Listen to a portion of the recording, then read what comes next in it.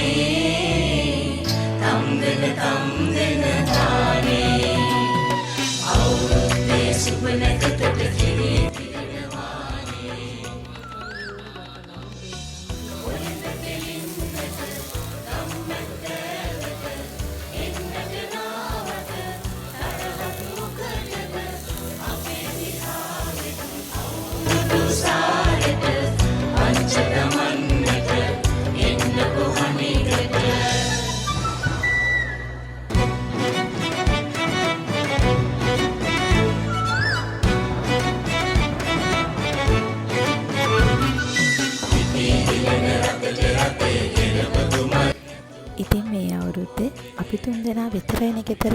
අක්කා නෑ. පාළුවක් දැනුණා. ඉතින් අපි තුන්දෙනාත් එක කිරි ඉපදලා වැඩ අල්ලලා ඊට පස්සේ ගනුදෙනු කරලා ආහාර අනුභව කළා.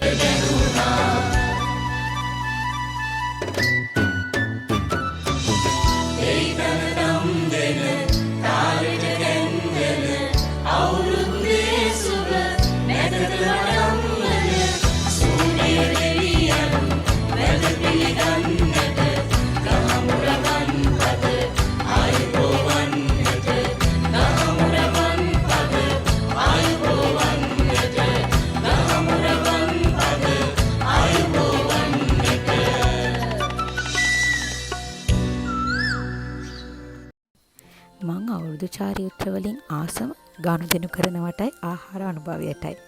ගනුදෙනු කරද්දී අම්මයි අප්පච්චි මොනවා හරි දෙනවනේ. අලුත් අවුරුද්දේ අම්මටයි අප්පච්චිටයි මම දෙන්නටම බුලත් දීලා වැන්දා. ඊට පස්සේ අපි ඒ දේවල් ඔක්කොම කරලා අපි ගියේ ආහාර අනුභව කරන්න.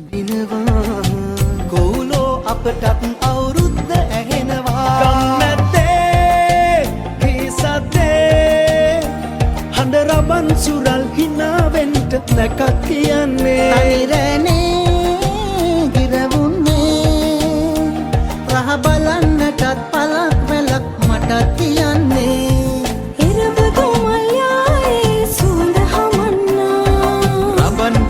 කාලේ මෙන්න ඇවිල්ලා මල් බාරම් තාලේ ඇත ඇසෙන්න මේ අවුරුද්ද ඇවිල්ලා.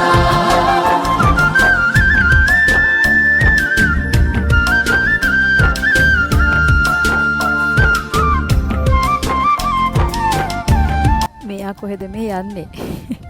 බලන්නකො යන විදිහ. ගමනක් යනවා කියලා කිව්වොත් අපිට කලින් ලෑස්ති වෙන්නේ මෙයා තමයි. ඉතින් මෙයාටත් අලුත් අවුරුද්දේ ලස්සන ටී-ෂර්ට් එකක් එහෙම ඇඳගෙන අපි මේ අද 14 වෙනිදා ලොකු අම්මලා ගෙදර යන ගම. මේ අවුරුද්දේ පළවෙනි පාරට අපි නෑගම් යන්නේ ලොකු අම්මලා ගෙදර. අද කට්ටිය මෙහෙට එකතු වෙනවා. බලන්න අපි මොනවද කරන්න කියලා. පම්පැදුරේ මල් මැද්දේ ඔය පංච පොලේ පුංචි ඉඩක් මට තියන්නේ. අපි අද පොඩියට අවුරුදු උත්සවයක් තිබ්බා. වෙනදට නම් මේ අවුරුදු උත්සවය තියන්නේ අපේ ගෙදර. ඉතින් අද අපි වෙනසකටත් එක්ක ලොකු අම්මලා ගෙදර තමයි අවුරුදු උත්සවය තිබ්බේ. ඉතින් අද හරිම සතුටු දවසක්. හැමෝම ආසාවෙන් හිටපු දවසක්. මොකද කට්ටියත් එක්ක එකතු වෙලා මාරම ෆන් එකක් ගත්තේ. ඉතින් හැමෝම අද තමයි එකට එකතු වුණ දවස. මොකද අලුත් අවුරුද්දට කට්ටියම එකට එකතු වෙනවා කියන්නේ එතන ඉතින් ආයි කියන්න කතා නැහැ. මාරම ජොලි. ඔන්නෝමයි අද දවස් අපි ගත කළේ. බලන්න අපේ කට්ටියගේ ඩාන්ස් එහෙම කොහොමද කියලා. හඬ කාලේ හිත අරගන්න හිතෙනවා. අවුරුදු කාලේ දඟ වැඩ පෑනේ පෙම් හිත මට තියනවා. අති රස වාගේ මිහිරියාලේ නැකතට යමුද පියඹලා. ඉරබදු මල්යායේ සුවඳ හමන්නා